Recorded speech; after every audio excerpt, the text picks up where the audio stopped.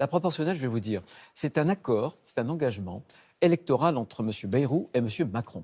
On n'est pas obligé, nous, de payer ces arrangements électoraux. Pourquoi? Parce que le général de Gaulle nous a débarrassé de la proportionnelle, qui était catastrophique, qui a créé une instabilité en France sous la 4e République. Et on voit que cette instabilité, c'est le cas en Allemagne, c'est le cas aussi en Italie. Donc oui, on veut ce qu'il y a de meilleur pour la France. Ce n'est pas réformer pour réformer, c'est réformer pour rendre la France plus forte. Ce que l'on veut, c'est que ce soit un Parlement qui soit beaucoup plus représentatif de la population, et donc introduire une part de proportionnel, ça nous semble aussi assurer que les débats se font au sein du Parlement et ne se font pas dans la rue.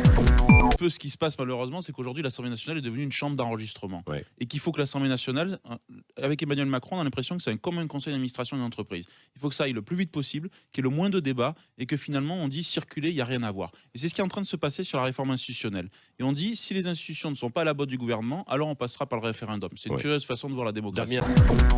Est-ce qu'on va tout droit vers un référendum? Est-ce que la droite sénatoriale va faire obstruction? Je ne le souhaite pas, parce que je pense que la pratique de l'article 11 était une pratique qui était réservée au général de Gaulle et à des situations d'urgence. Il y a l'article 89 également. Et je pense qu'il faut mieux passer par le Parlement et qu'il faut il faut que le président de la République et son gouvernement trouvent un compromis avec le Parlement.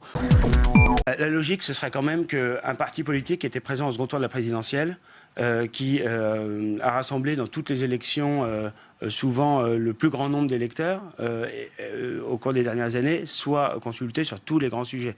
Le fait d'utiliser comme critère l'existence d'un groupe parlementaire me paraît pas une bonne chose, parce qu'on a un mode de scrutin antidémocratique. Mais sur cette révision, aujourd'hui, on est le seul pays en Europe à avoir un mode de scrutin exclusivement majoritaire.